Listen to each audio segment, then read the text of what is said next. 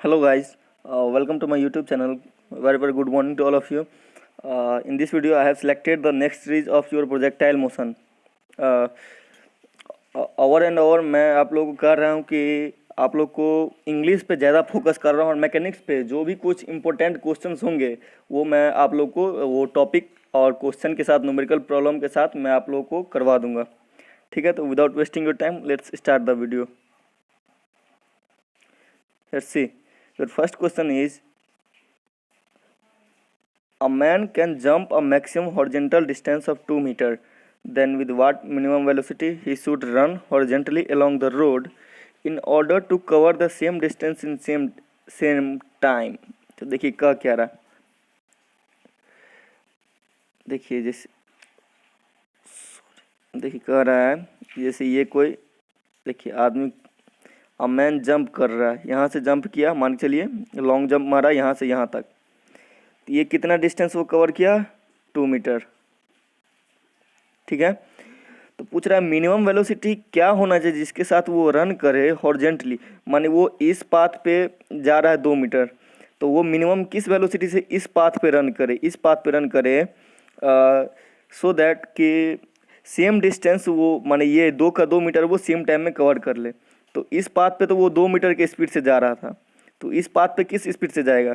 तो पहले भी मैंने बताया है कि ये रेंज वाले के लिए कवर करने के लिए, हॉरिजॉन्टल डिस्टेंस कवर करने के लिए मेरा इसका 2 कंपोनेंट टूटता है, एक हॉरिजॉन्टल डायरेक्शन में, एक वर्टिकल डायरेक्शन में। तो 2 मीटर है तो इधर एंगल दिया हुआ है मेरा, क्या नहीं एंगल नहीं दिया हुआ है, तो मैक्सिमम हॉरिजॉन्टल डिस्टेंस के केस में क्या होता है एंगल मेरा, ये मेरा 45 डिग्री होता है। चलिए आइए देखते हैं।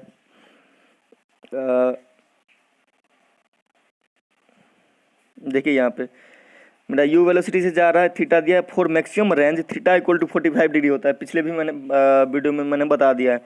तो u range equal to u square sine 90 upon g, यानी यू स्क्वायर अपॉन जी। तो यू स्क्वायर अपॉन जी हमको 2 दिया हुआ है, ठीक है, तो u square equal to 2g, तो यू इक्वल टू √2g हो जाएगा। अब देखिए हॉरिजॉन्टल स्पीड के लिए हमको क्या करना पड़ेगा, ये स्पीड मेरा कितना हो जाएगा, ये u है तो ये कितना हो जाएगा मेरे, ये हो जाएगा u cos थीटा हो जाएगा ना। तो माने ये भी जो जा रहा है ऐसे ऐसे प्रोजेक्टाइल पाथ पे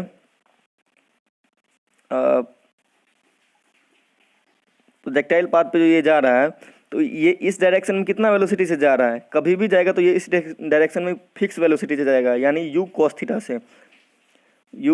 से, और अपवार्ड कितना जाएगा u sin थीटा से। तो अपवार्ड तो वेलोसिटी चेंज होते रहता है एक्सेलरेशन ड्यू टू ग्रेविटी के कारण, लेकिन हॉरिजॉन्टल वेलोसिटी चेंज नहीं होता। तो u cos थीटा हम लगा देंगे simply, u cos theta speed से वो जाएगा। तो देखिए u इक्वल टू √2g था, तो horizontal speed u cos theta, और थीटा मेरा 45 है क्योंकि मैक्सिमम रेंज के लिए थीटा 45 डिग्री होता है। तो u cos 45 यानी √g आ जाएगा मेरा, √g, तो √g का वैल्यू क्या हो जाएगा मेरा 3.13। यहाँ पे ये √2 कैंसिल हो जाएगा, मेरा √g बच जाएगा, तो √g का वैल्यू कितना होता है 3.13 मीटर पर सेकेंड। चलिए नेक्स्ट क्वेश्चन है मेरा, a projectile is projected at an angle of 60 degree, if its time of flight is 16 second, calculate its horizontal range. मैंने क्या रहा है, देखिए कोई प्रोजेक्टाइल है मेरा ऐसे, इसको प्रोजेक्ट किया गया किसी इसको कितना डिग्री पे, 60 डिग्री पे, ठीक है। टाइम ऑफ फ्लाइट मेरा कितना दिया हुआ है 16 सेकेंड, तो पूछ रहा है मेरा कैलकुलेट इट्स हॉरिजॉन्टल रेंज। तो देखिए जो भी कोई प्रॉब्लम है, न्यूमेरिकल प्रॉब्लम है ना, ये पहले आप खुद से ट्राई कीजिए, फर्स्ट ट्राई योरसेल्फ। और आपसे नहीं बन रहा है तब आप वीडियो को आगे बढ़ा के देखिए कि मैंने कैसे बताया है उसको, पहले खुद से ट्राई कीजिए। तो देखिए टाइम ऑफ फ्लाइट दिया हुआ मेरा 16 सेकेंड, तो टाइम ऑफ असेंट मेरा कितना हो जाएगा 8 सेकेंड, और टाइम ऑफ डिसेंट कितना हो जाएगा 8 सेकेंड।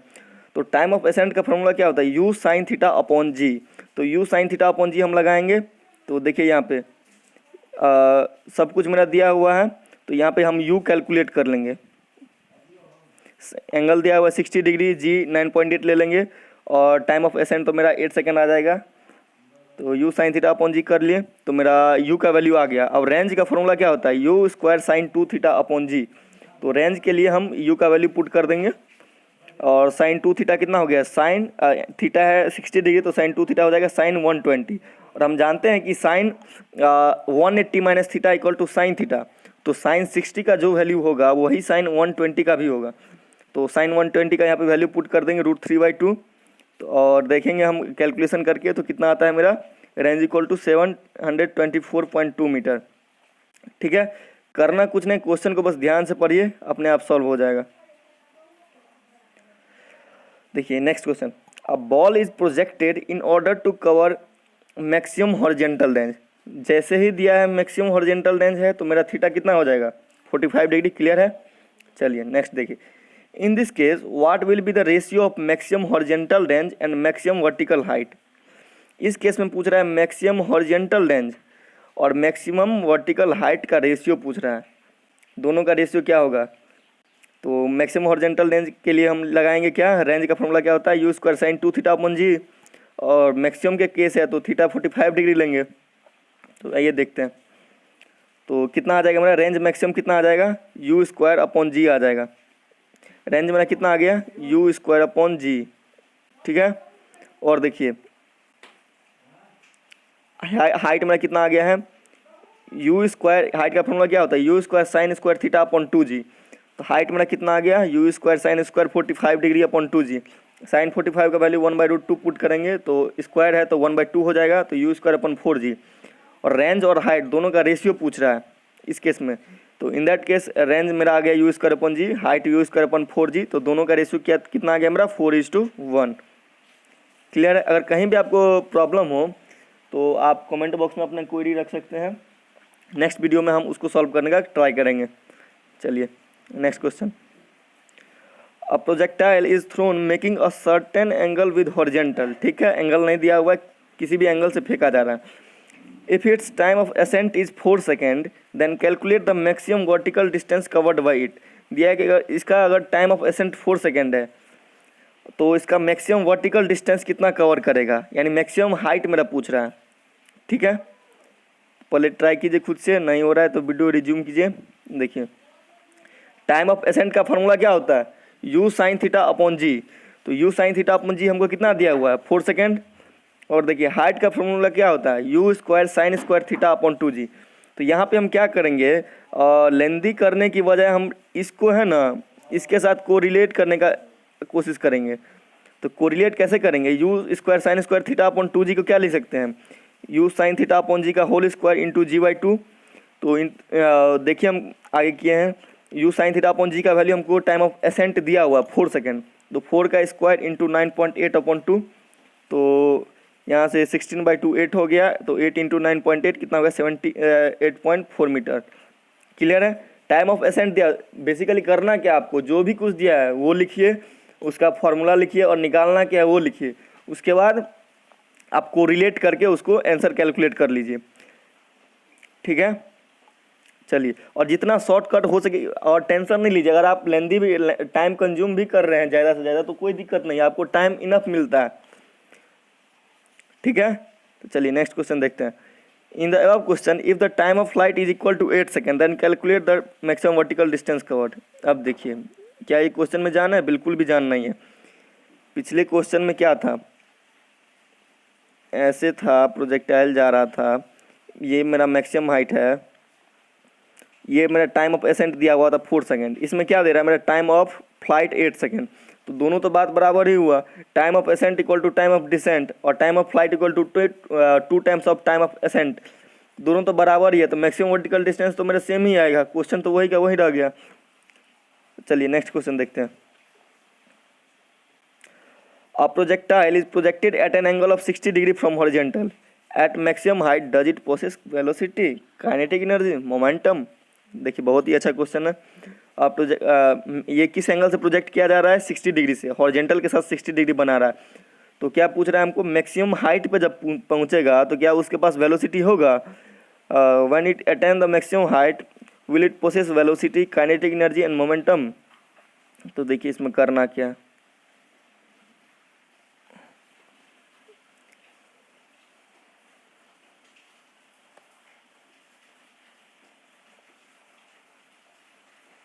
ये हुआ इसका ग्राफ।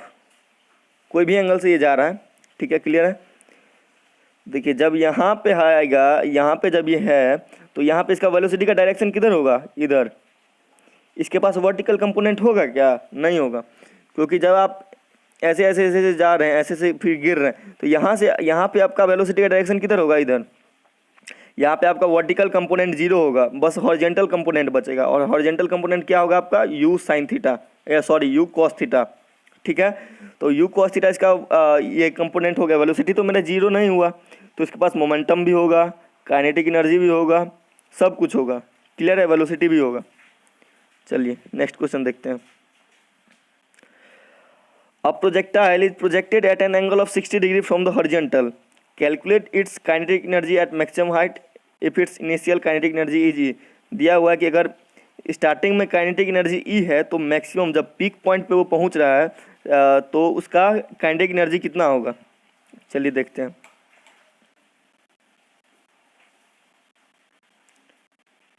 उसी का नेक्स्ट क्वेश्चन है कि उसका उस पर पीक पॉइंट सॉरी इनिशियल और फाइनल मोमेंटम का डिफरेंस क्या होगा जब वो जा रहा है और जब वो पहुंच रहा है ग्राउंड पे, ठीक है। और वो वाला जो क्वेश्चन था जिसमें था कि काइनेटिक एनर्जी स्टार्टिंग में जब प्रोजेक्ट कर रहे हैं तब ई है तो पीक पॉइंट पे कितना होगा, और ये क्वेश्चन है कि पीक पॉइंट पे मेरा पोटेंशियल एनर्जी कितना होगा। आइए तीनों का सोल्यूशन देखते हैं साथ। देखिए मेरा u वेलोसिटी से जा रहा है तो इसका दो कंपोनेंट हो जाएगा, एक vertical u sine 60, horizontal u cos 60। Peak point पे मेरा वेलोसिटी v हो जाएगा, तो v कितना होगा मेरा, v होगा u कॉस 60 के बराबर। क्यों, क्योंकि हॉरिजॉन्टल कंपोनेंट हमेशा मेरा बराबर होता है, और कितना होता है u कॉस थीटा, तो थीटा 60 है तो u कॉस 60 हो जाएगा। At maximum height is that at point b there is no any vertical component of velocity. Vertical component होगा क्या, नहीं होगा। Only horizontal component of velocity comes into existence, बस हॉरिजेंटल कंपोनेंट आएगा। हॉरिजेंटल कंपोनेंट कितना होगा मेरा u cos 60 यानी u/2। तो देखिए ए पे मेरा काइनेटिक एनर्जी दिया हुआ था E, तो E कितना हो गया हाफ mu², ठीक है। अब देखिए B पे मेरा कितना हो जाएगा हाफ mv², और V का वैल्यू कितना है u cos 60 यानी u/2। तो B पॉइंट पे कितना हो जाएगा मेरा half m into u b का square, half m into u/2 का स्क्वायर, यानी 1/2 इंटू mu²/4। 1/4 को हम बाहर ले लेंगे तो 1/2 इंटू mu² आ जाएगा। तो 1/4 इंटू हाफ mu² क्या था मेरा ए पॉइंट पे एनर्जी, और ए पॉइंट पे काइनेटिक एनर्जी मेरा क्या दिया हुआ है E, तो क्या आ गया मेरा E/4। तो बी पॉइंट पे मेरा काइनेटिक एनर्जी कितना आ गया मेरा E/4, क्लियर है। चलिए देखते हैं सेकेंड 18 नंबर में कह रहा था, 18 नंबर बेसिकली क्वेश्चन कह रहा था हमको कि जैसे ऐसे है ना, तो यहाँ से ऐसे गया ऐसे आया, तो यहाँ से जो जब हम थ्रो किए बॉल को तब का मोमेंटम, और एट द टाइम जब बॉल फॉल हो रहा है तब का मोमेंटम, दोनों का डिफरेंस कितना होगा मेरा। तो देखिए इनिशियल मोमेंटम हमको मेरा कितना आ जाएगा, इनिशियल मोमेंटम mu, और फाइनल मोमेंटम मेरा कितना आ जाएगा। फाइनल मोमेंटम जब फॉल करेगा तो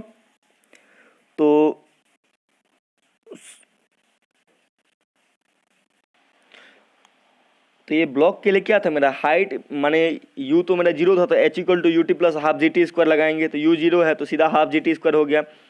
अब देखिए बुलेट के लिए वर्टिकल वेलोसिटी तो कुछ नहीं है, बस g लग रहा है डाउनवर्ड, तो g मेरा डाउनवर्ड लग रहा है।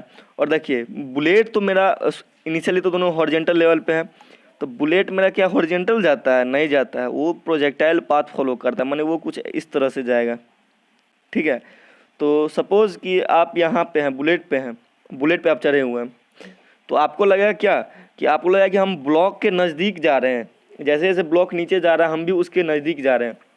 तो इस पे तो मेरा बुलेट पे तो मेरा बस जी लग रहा है, और कोई वर्टिकल वेलोसिटी तो है नहीं, क्योंकि इनिशियली माने हम हॉरिजॉन्टली थ्रो कर रहे हैं इसको। तो इसके लिए भी h का वैल्यू मेरा कितना हो जाएगा, इसके लिए भी h का वैल्यू मेरा हो जाएगा हाफ gt²। तो दोनों के लिए मैंने कुछ टी टाइम के बाद मैंने मान ले रहे हैं हम कि टी टाइम के बाद इसका कितना वर्टिकल हाइट कवर करेगा। तो टी टाइम के बाद ये भी वर्टिकल हाइट उतना ही कवर करेगा, टी टाइम के बाद ये भी वर्टिकल हाइट उतना ही कवर करेगा। तो दोनों जब सेम कवर करेगा तो दोनों तो एक जगह हिट करेगा ही, तो दोनों को एक जगह हिट करेगा, जब ही हिट करेगा तो मेरा क्या हो जाएगा, हाँ yes, bullet will hit the target. चलिए नेक्स्ट क्वेश्चन देखते हैं। A body of mass m is projected at an angle of 45 degree from horizontal. Calculate the change in momentum from its departure and arrival position in a vertical direction. Neglect air resistance. मैंने air resistance neglect करने के बाद जब body को 45 degree से throw कर रहे हैं तब हॉरिजॉन्टल डायरेक्शन में मोमेंटम चेंज पूछ रहा है हमको, हाँ सॉरी वर्टिकल डायरेक्शन में मोमेंटम चेंज हमको पूछ रहा है। थ्रो कर रहे हैं बॉल को हम बॉडी को 45 डिग्री के एंगल से। चलिए देखते हैं, ये है मेरा डायग्राम।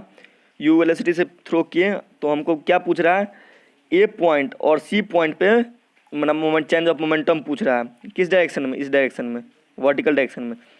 तो देखिए ए पॉइंट पे मेरा वर्टिकल डायरेक्शन में मोमेंटम क्या होगा, मोमेंटम क्या होता है, product of mass and velocity, ठीक है।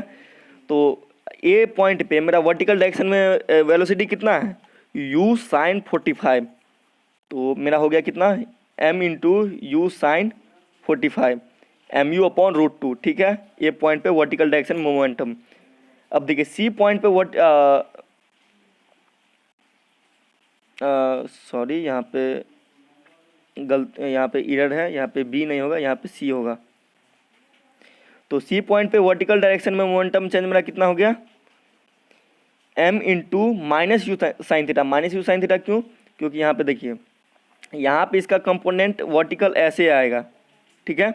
तो वर्टिकल कंपोनेंट तो मेरा ऐसे आएगा, तो यहाँ पे ऐसे था, तो जस्ट लाइक दैट यहाँ पे हम डायरेक्शन मेरा अपोजिट हो रहा है, तो डायरेक्शन अपोजिट हो रहा है तो साइन हम निगेटिव करेंगे वेक्टर लॉ से, तो साइन निगेटिव करेंगे तो यहाँ पे क्या हो जाएगा, minus m u upon root 2।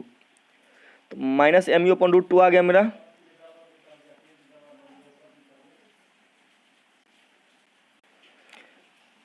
तो यहाँ पे मेरा m u minus m u upon root 2 आ जाएगा। क्यों, क्योंकि सी पॉइंट पे मेरा डायरेक्शन क्या हो रहा है, डाउनवर्ड है। ए पॉइंट पे तो अपवर्ड है, लेकिन सी पॉइंट पे डाउनवर्ड, तो डायरेक्शन क्या हो गया, अपोजिट।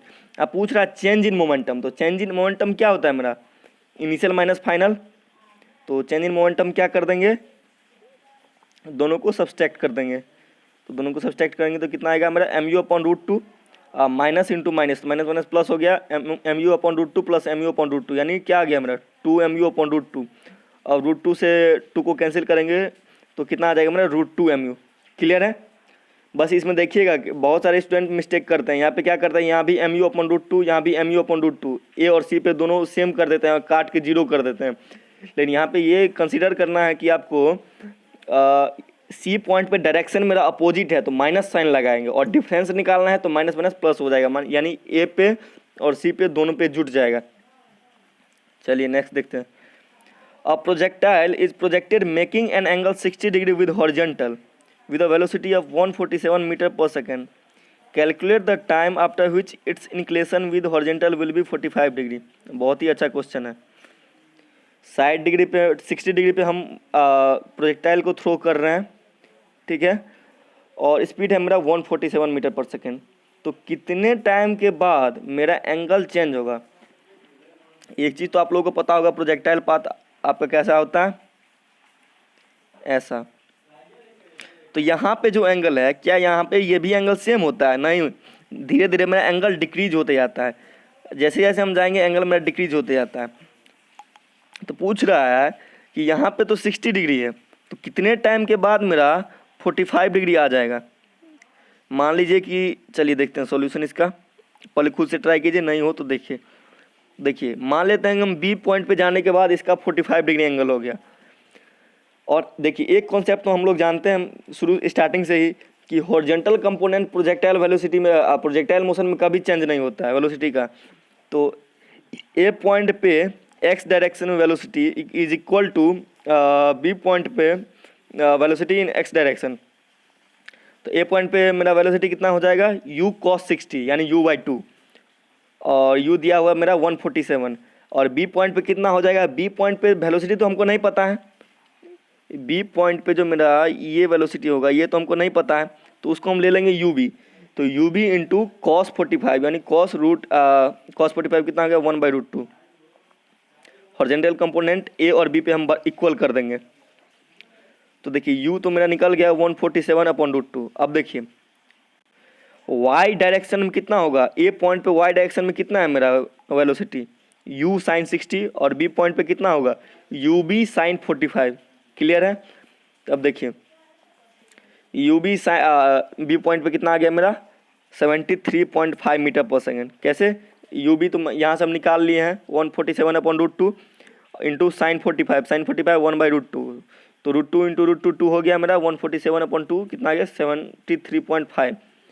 अब देखिए v equal to u plus 80 तो हम जानते हैं, तो यहाँ पे हम b पॉइंट पे वर्टिकल डायरेक्शन में और a पॉइंट पे वर्टिकल डायरेक्शन में v equal to u plus 80 लगाएंगे। यहाँ पे v B in y direction equal to u A in y direction plus a into t. और हम जानते हैं कि प्रोजेक्टाइल मोशन में हमेशा एक्सलेशन ड्यू टू ग्रेविटी आता है, a नहीं आता, a के बदले g आता है। और अपवार्ड है तो अपवार्ड के लिए g निगेटिव आ जाएगा। ठीक है, तो हम बस डाटा पुट करना है और कुछ नहीं। V B at y direction क्या है मेरा 73.5 और यू ए एट वाई दिया हुआ है मेरा कैलकुलेट कर लेंगे। यू ए दिया हुआ है मेरा 147 और वाई डायरेक्शन में पूछ रहा है तो साइन थीटा लगा देंगे। इनिशियली मेरा थीटा 60 डिग्री था, 147 इंटू साइन 60 और एक्सलेशन ड्यू टू ग्रेविटी लगा यहाँ पे, तो जी का वैल्यू 10। लेकिन अपवार्ड है तो अपवार्ड के लिए जी माइनस होता है और डाउनवार्ड के लिए पॉजिटिव, तो -10 इंटू टी। बस अब कुछ नहीं करना है, और 10t को इससे LHS हम लेके आ जाएंगे और बस यहाँ पे मेरा हमको सिंप्लीफाई करना है। शॉर्टकट जितना से जितना ज़्यादा आप सिंप्लीफाई कर सके उतना ठीक है, ऑप्शन हिसाब से आप सिंप्लीफाई कीजिएगा। चलिए नेक्स्ट क्वेश्चन देखते हैं।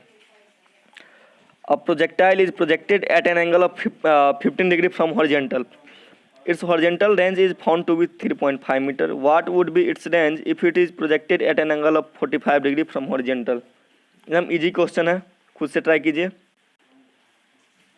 चलिए अगर नहीं बना हो तो देखिए, आप एक बार देख सकते हैं। केस 1 और केस 2 मैंने ले लिया है। फर्स्ट केस में रेंज क्या होता है मेरा u square sine 2 theta upon g, तो साइन 2 थीटा कितना हो जाएगा u square sine 30 upon g. तो हम यू स्क्वायर का वैल्यू कैलकुलेट कर लेंगे, क्योंकि फर्स्ट केस में मेरा रेंज दिया हुआ है 3.5, तो 3.5 मेरा दिया हुआ है तो और साइन 30 का वैल्यू 1/2, तो यू स्क्वायर इक्वल टू कितना आ गया मेरा 7g। और सेकेंड केस में मेरा 45 डिग्री दिया हुआ है एंगल ऑफ प्रोजेक्शन, तो 45 डिग्री दिया हुआ है तो उस केस में रेंज क्या होता है मेरा यू स्क्वायर अपॉन जी, तो u square upon g direct हो जाता है, तो डायरेक्टली हम 7 लिख सकते हैं। साइन 2 थीटा कितना हो गया साइन 90 और साइन 90 का value 1 you square upon g, और यू स्क्वायर का वैल्यू हम यहाँ से सब्सटीट्यूट कर देंगे 7g, तो 7g अपॉन जी कितना हो गया मेरा 7, तो 7 हो जाएगा मेरा आंसर। क्लियर है। चलिए next question. Two projectiles are projected with same initial velocity making an angle alpha and 90 minus alpha with horizontal, ratio of maximum vertical height. दो केस था, इसमें एक फार्मूला मैंने बताया था आपको कि अगर अल्फा और 90 माइनस अल्फा एंगल से हम फेंके तो रेंज का फार्मूला क्या होता है। रेंज मेरा दोनों केस में सेम आता है, तो फार्मूला क्या था 4√h1 इंटू h2। ये क्वेश्चन उस पर बेस्ड नहीं है, लेकिन मैंने आप लोगों को रिवीजन करवा दिया है। 4√h1 into h2। चलिए तो देखते हैं। एक केस में अल्फा ले लिया, एक केस में 90 माइनस अल्फा, तो हाइट का formula you square sine square alpha upon 2g, h1 हो गया h2 हो गया u square sine 90 minus alpha का स्क्वायर, साइन 90 माइनस अल्फा कितना हो गया कॉस अल्फा, तो उसका स्क्वायर क्या हो गया cos square alpha.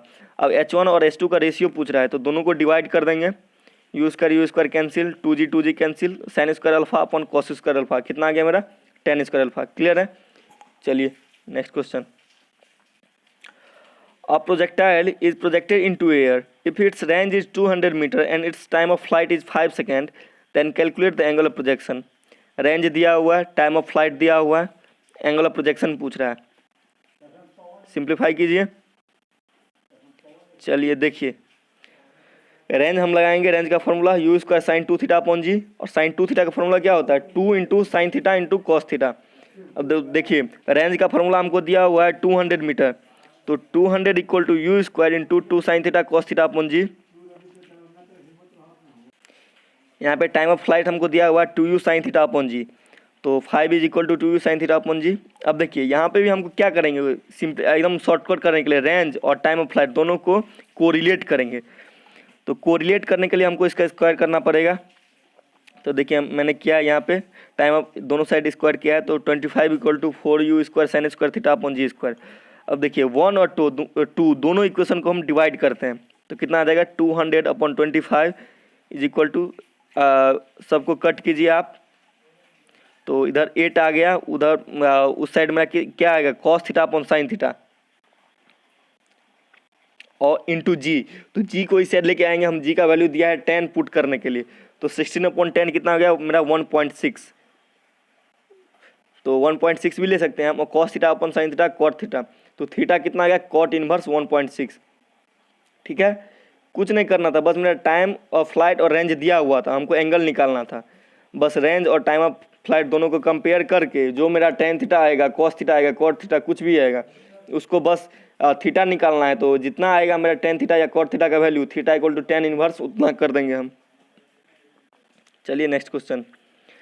An aeroplane is flying at a height of 1960 meter in a horizontal direction with a velocity of 100 meter per second. When it is vertically above an object M on the ground, it drops a bomb. If the bomb reaches the ground at the point N, then calculate time taken by bomb to reach the ground. आप लोग के लिए जानकारी के लिए बता दूं मैं कि ये क्वेश्चन पिछले प्रीवियस ईयर का है। प्रीवियस ईयर ये क्वेश्चन पूछे गए थे। तो चलिए देखते हैं क्या कर रहा है। देखिए यहाँ पे मेरा एरोप्लेन है, ठीक है, ये कितना हाइट पे है मेरा 1960, ठीक है। यहाँ से ये ठीक कहाँ पे है मेरा, above at the point N, sorry M के ठीक ऊपर है। यहाँ से ये बॉम्ब थ्रो कर रहा है, तो बॉम्ब थ्रो करेगा तो ये भी प्रोजेक्टाइल पाथ फॉलो करेगा। तो बॉम्ब गिर रहा है मेरा एम पॉइंट पे, ठीक है। तो पूछ रहा है मेरा कि टाइम कितना लगेगा मेरा यहाँ से ये पीक पॉइंट से यहाँ पे आने में, और सेकेंड कंडीशन में पूछ रहा है मेरा ये डिस्टेंस मेरा कितना होगा, ठीक है।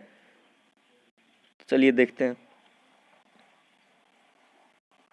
ये है मेरा एरोप्लेन, 100 मीटर पर सेकेंड की स्पीड से मेरा जा रहा है और हाइट 1960 है और मेरा टाइम ऑफ रेंज निकालना है। तो देखिए एच इक्वल टू हम क्या लगाएंगे, हाफ GT²। मानेंगे कि बॉम्ब मेरा इनिशियली रेस्ट में है, और जब कभी भी वर्टिकल डायरेक्शन में मूवमेंट होता है ना, तो हम h equal to half GT² ही लगाते हैं। हॉरिजॉन्टल डायरेक्शन के लिए UT लगाते हैं और वर्टिकल डायरेक्शन के लिए हाफ GT²।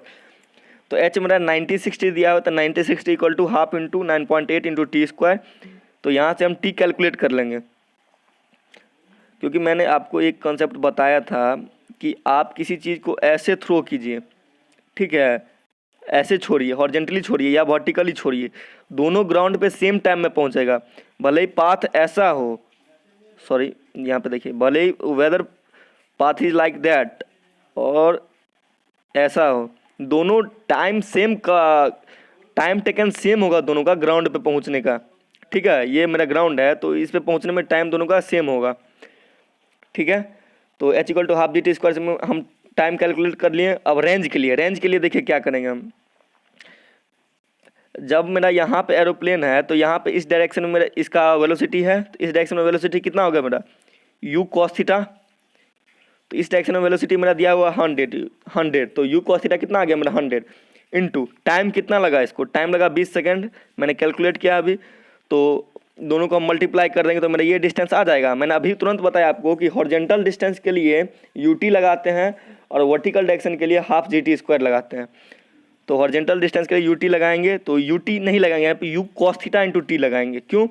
क्योंकि मेरा हॉरिजॉन्टल डायरेक्शन में वेलोसिटी है u cos थीटा और दिया हुआ है कि एरोप्लेन का स्पीड है u cos थीटा 100 मीटर पर सेकेंड हॉरिजॉन्टल डायरेक्शन में। तो ये मेरा u cos थीटा हो गया, तो 100 को मल्टीप्लाई कर देंगे हम 20 से, तो कितना आ गया 2000 मीटर। तो ये डिस्टेंस अपना कितना हो जाएगा 2000 मीटर। चलिए नेक्स्ट क्वेश्चन।